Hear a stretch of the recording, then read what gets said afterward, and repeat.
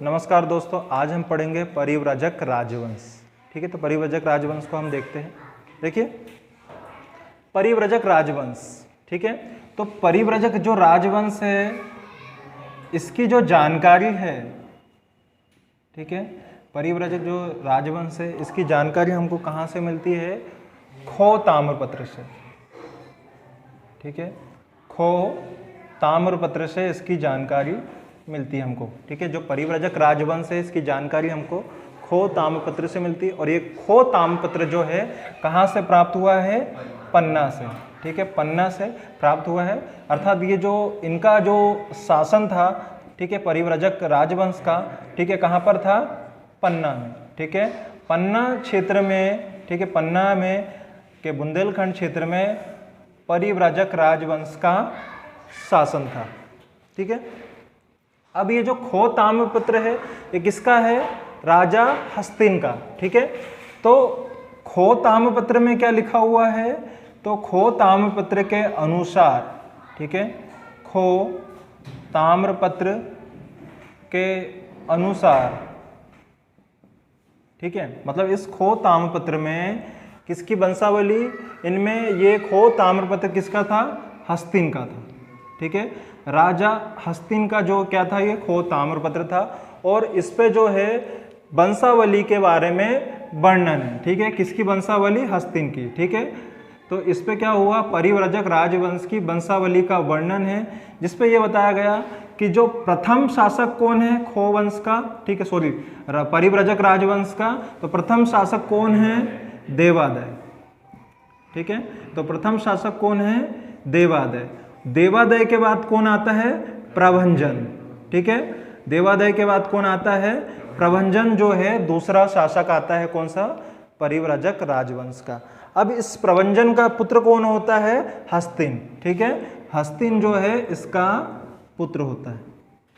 ठीक है, और इस पे इस ताम्रपत्र में क्या लिखा हुआ है कि हस्तिन जो है एक प्रतापी शासक था, और उसकी वंशावली के बारे में लिखा हुआ है। ठीक है, तो ये क्या है? एक प्रतापी शासक था। किस वंश का? परिव्रजक राजवंश का एक प्रतापी शासक था। ठीक है, इसके 3 ताम्रपत्र प्राप्त हुए। कितने? इसके 3 ताम्रपत्र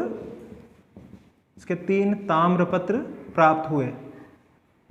ठीक है, मतलब जो राजा हस्तिन है इसके कितने ताम्रपत्र प्राप्त हुए हैं?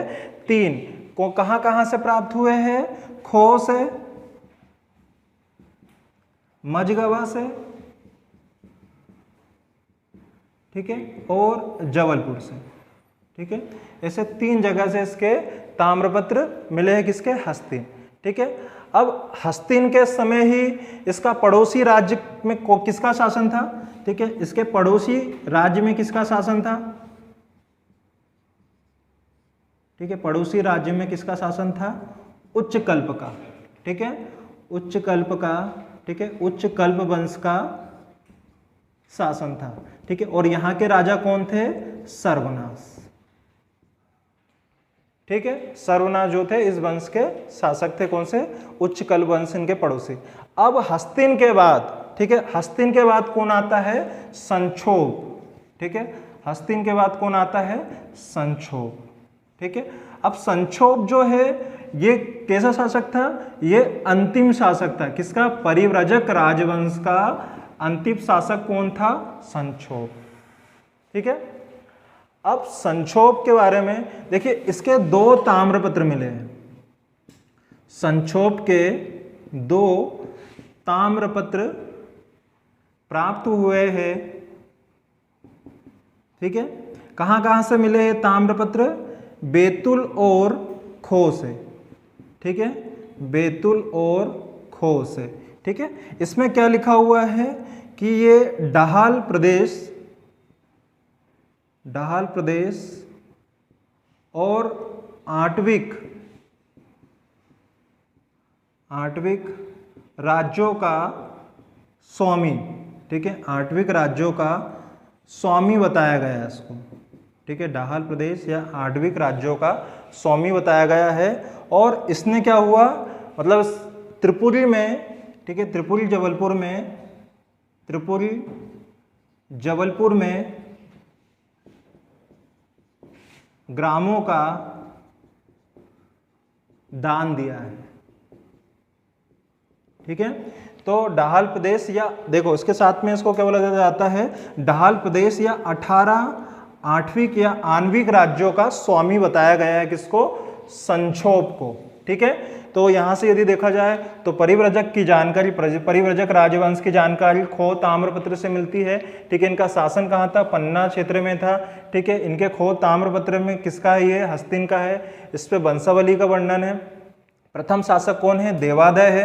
देवादय के बाद कौन आता है, प्रभंजन आता है। प्रभंजन के बाद कौन, हस्तिन। हस्तिन प्रतापी शासक थे। इसके तीन ताम्रपत्र प्राप्त हुए, खो से, मझगवा और जबलपुर से।